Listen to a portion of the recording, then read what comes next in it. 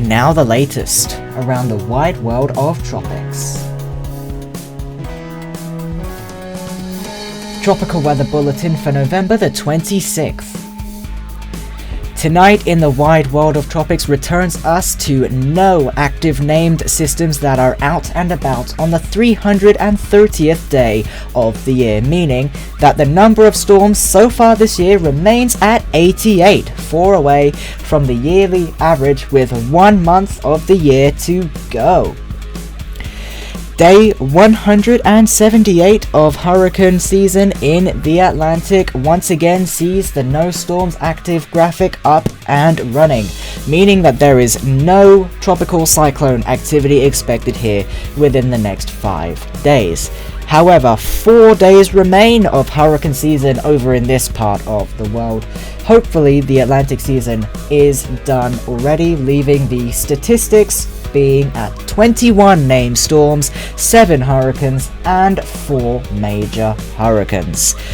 Day 194 of hurricane season over in the Eastern Pacific remains fairly quiet yet again, as no storms are active in this part of the world.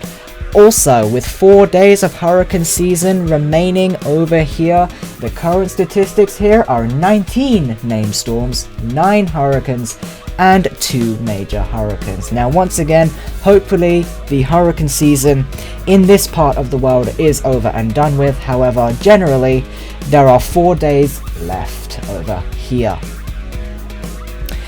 Over in the West Pacific, an area of interest has sprung up to the southeast of the Mariana Islands with a 20% chance of formation.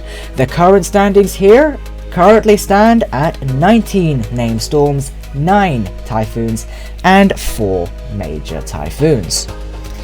93A is finally down and out, thus marking a return to no tropical cyclone activity over here in the North Indian Ocean, and thus this part of the world remains at 5 named storms, 3 cyclones, and 1 major cyclone.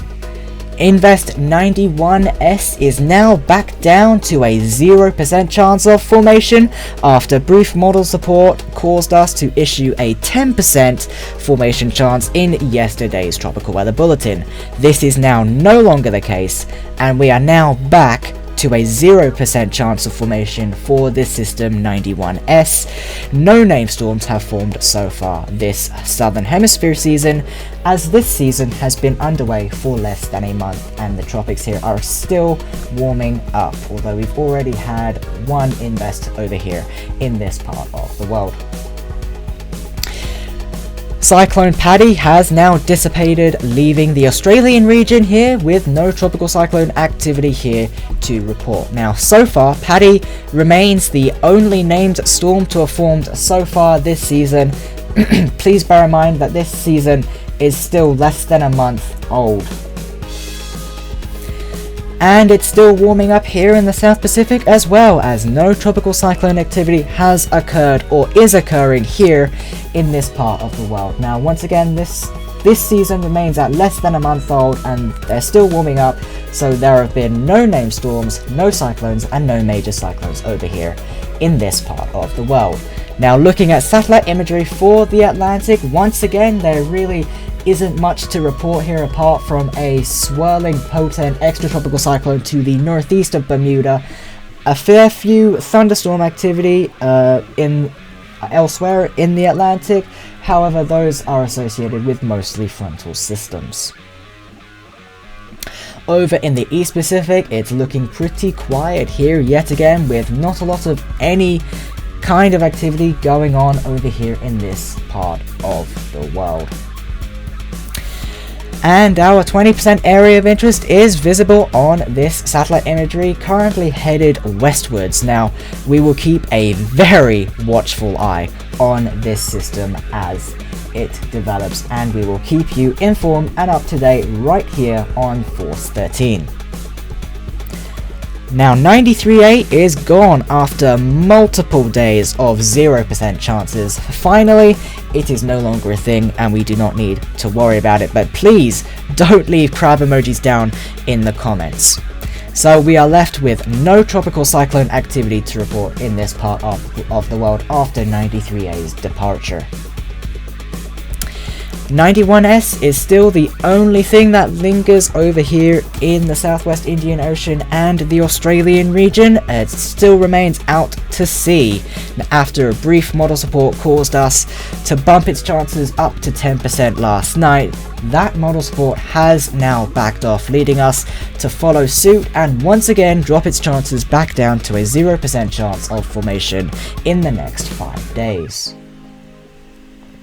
And finally, the South Pacific yet again still remains devoid of any tropical activity, as thunderstorm activity remains near the area of Fiji. Elsewhere in this part of the world, there really isn't much to report off, apart from quite a massive frontal system just to the south of your screen there, coming from, I want to say, New South Wales and Victoria, down to the southern part of New Zealand's South Island and continuing onwards from there.